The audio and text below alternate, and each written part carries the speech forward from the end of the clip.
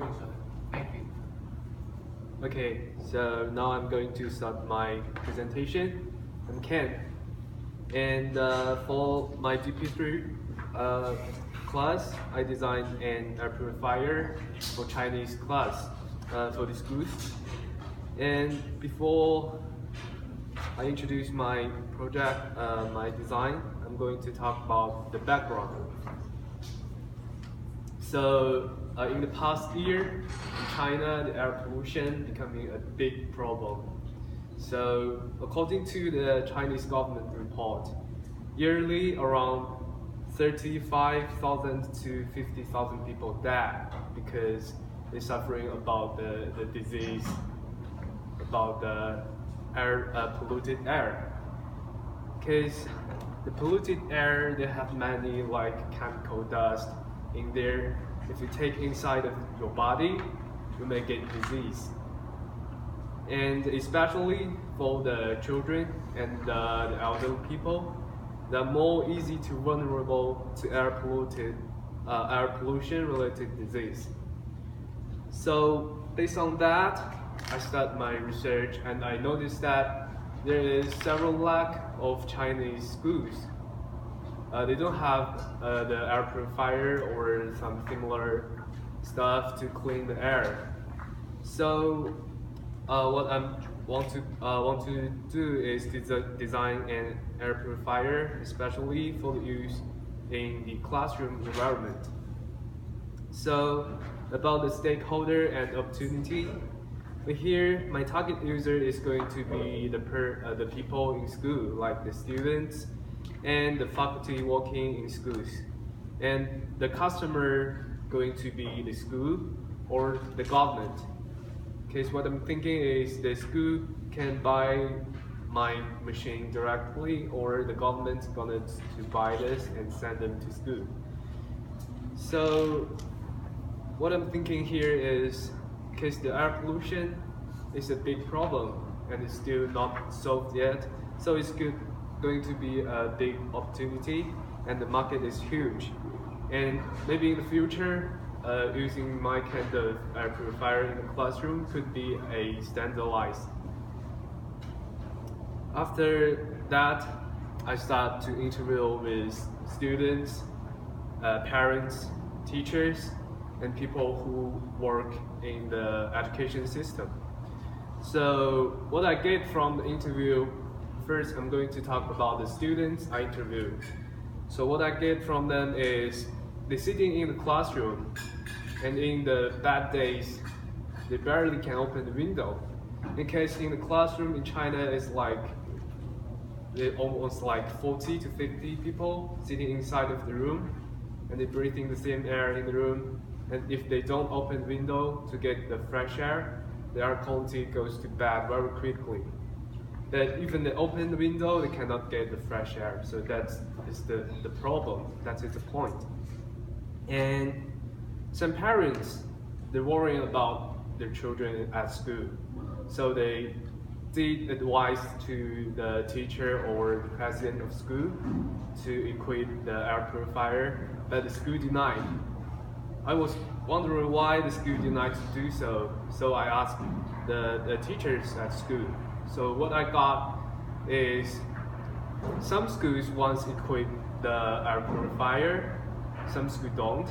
For the school equip, the air purifier doesn't work as they expect, because the air purifier we have now in market is designed for home, like small studio or small office, for small number of people. But like classroom, like I said, they have like 40 to 50 people. So the air purifier cannot satisfy what they need. Also, the air purifier we have now has to be worked in an enclosed space.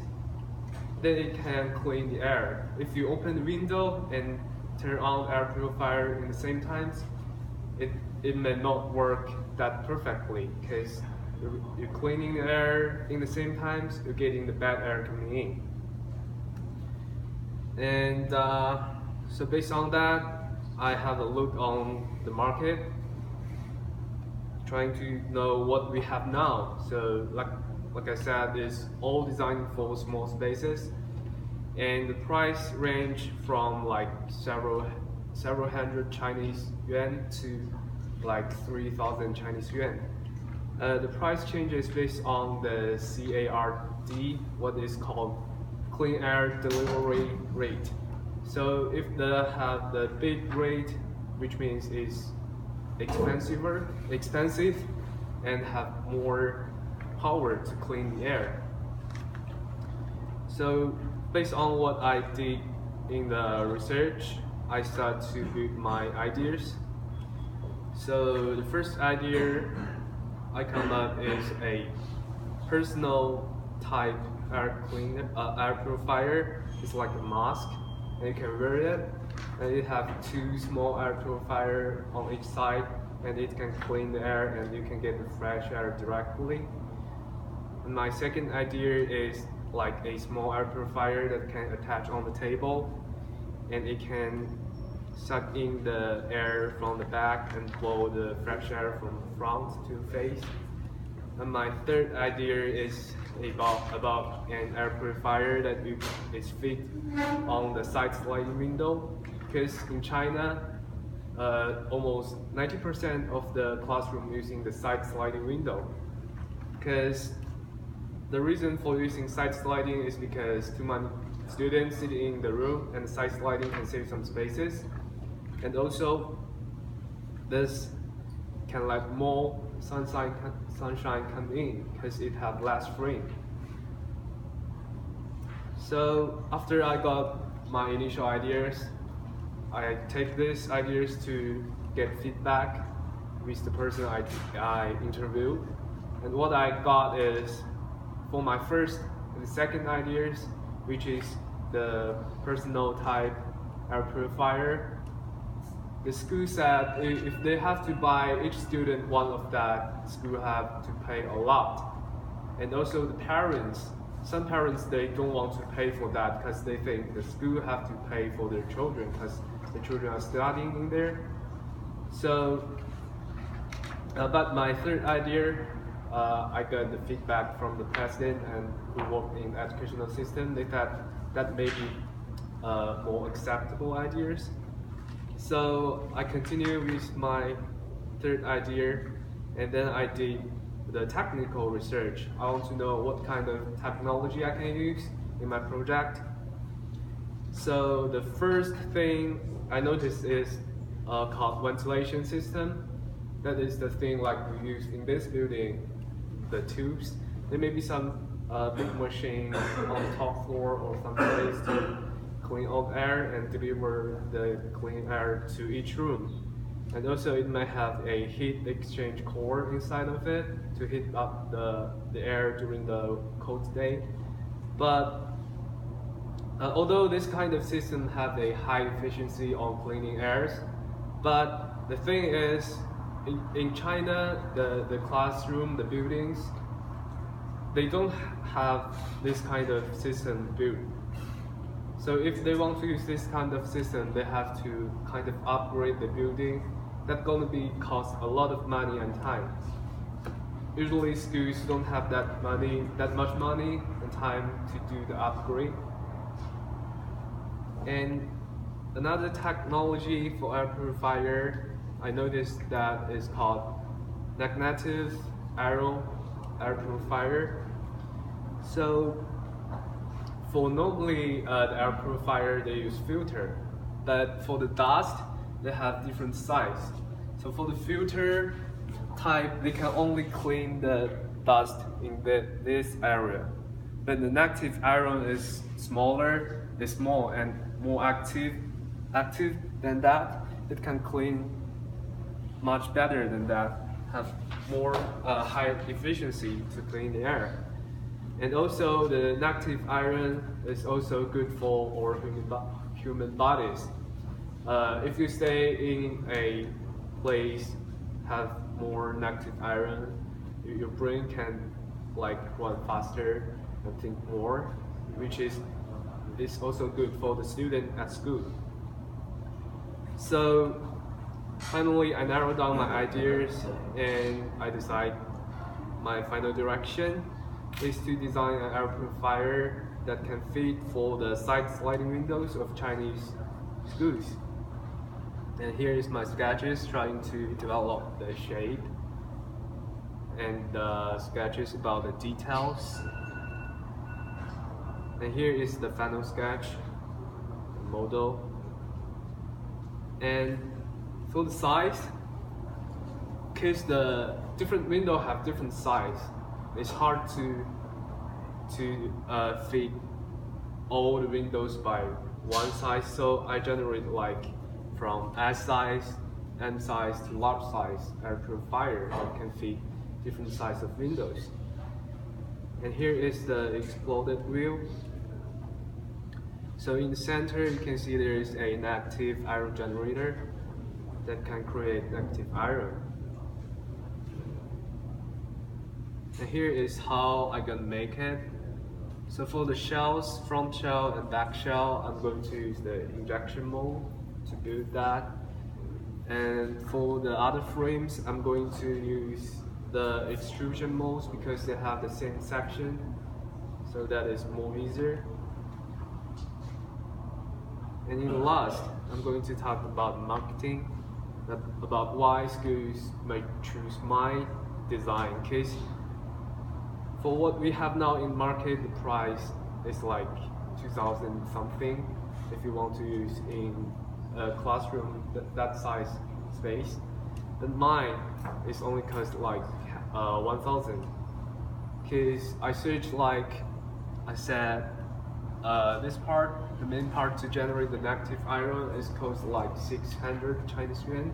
And also I talked to factory, people who work in factory, like if I want to do the injection molds to build my shelves and other frames, it may take like 100 yuan in Chinese money. And including other like shipping, advertising, it may comes to 1,000. Because my design is for wholesale. The schools have to buy, like if they have 30 classrooms, they may buy a lot. So it's not like the thing we have in the market. It's not for retail, it's for wholesale. So I can save some money on that part. And let me explain some details on my... Are we out of time? Huh? Yeah, you're over time. Okay. I'm sorry. It's unfair to the other students that have to present after you. We talked about this in semester 1. Yeah. Right? Timing. You gotta respect the time.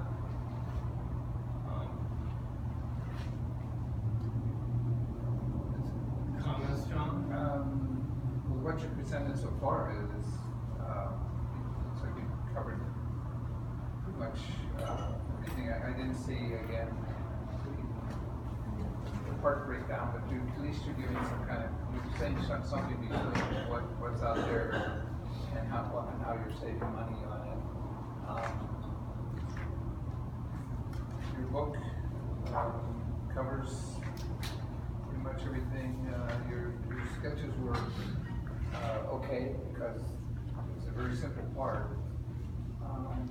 And it looks like you went through at least 3 different variations and you picked this one. Yeah. And I think your presentation was good as far as you presenting, you projected everything. Is there any video? Yeah. Here's a video about... We're out of time, sorry. Get some video. Maybe I'll see it later. Okay. I wouldn't be so stern if he didn't pick my class. Oh, okay. So, the first 6 weeks we talk about presentation skills. Timing is one of the key things. If you were in a midpoint review, you would have been cut off. If you were in a final review, you would have been cut off. This is considered a final review for DP3, you're getting cut off. So, you know, staying on the theme of presentation skills, you have improved quite a bit. You're very articulate, you're very confident, maybe a little bit too confident because you went too long. I don't remember that when you were in my class. So, and you're well dressed, it's just the timing. Okay. I think your citations, just like some of your classmates, are inconsistent I think you have a lot of stock research in there, and in the back of your bibliography, you only have like 4 or 5 credits or sources listed there. So be more accurate with that information. A lot of what I saw in here was stock imagery, I think. You gotta give credit. Okay. Stock graphs, cut and paste, any of that. You have to be accurate, and you have to give credit.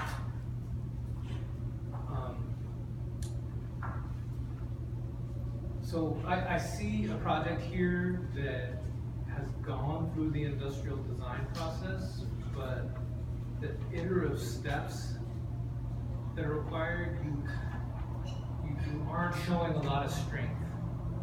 Okay, so your infographics are nearly missing.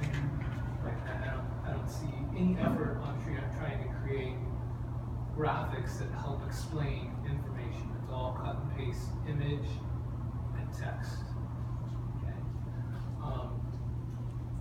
and that, you know, the missing statistics, diagrams, quotes, these are all kind of evidence that you didn't analyze a lot of that information. So you've presented a good problem, you've done good research, but you haven't really told me why you're going down those different directions. That requires analysis. Right? We did that in semester 1 too. So, you know, decent amount of research. I didn't see a whole lot of field research. How you communicated that research was pretty weak graphically, and then I think that that your analysis was weak as well. We're going to have to see some sort of relevance, you know, this project to your personal and professional goals. I don't see that. Mike is going to be looking for that.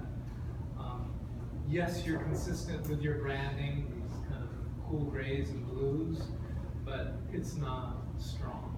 Right? Branding goes beyond just color, which we've talked about. Again, graphics are not very strong, drawings are not very strong,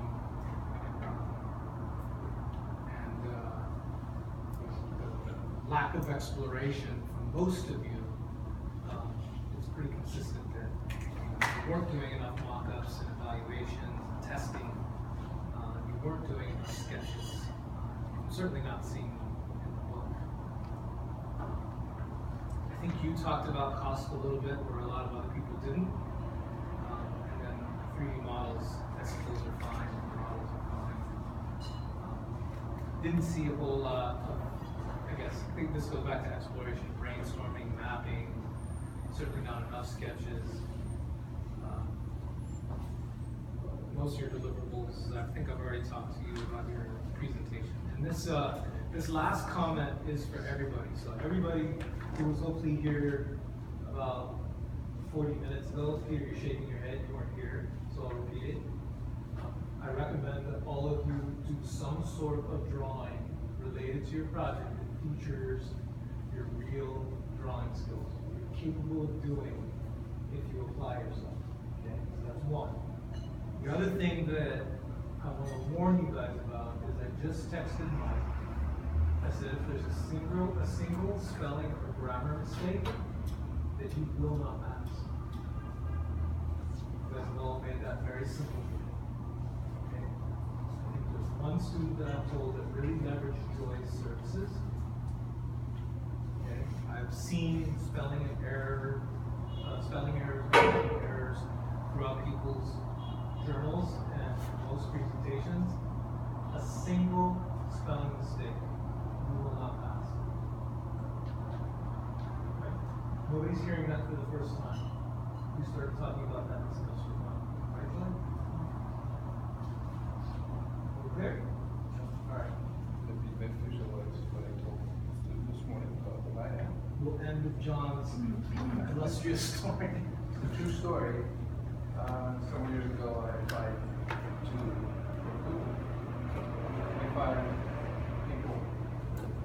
2 of us ended up with who they chose. I was one and another person. I had one spelling error on my resume. The other guy got the job. The competition is tough out there.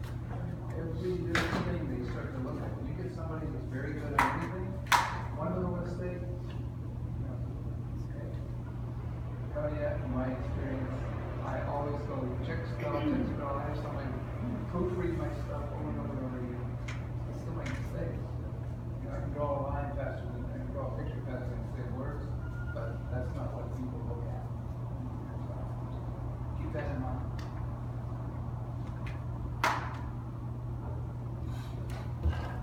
Is 420 too late to start, Jim? Is 420 too late to start? That's fine. Or 4, do you want to do 410?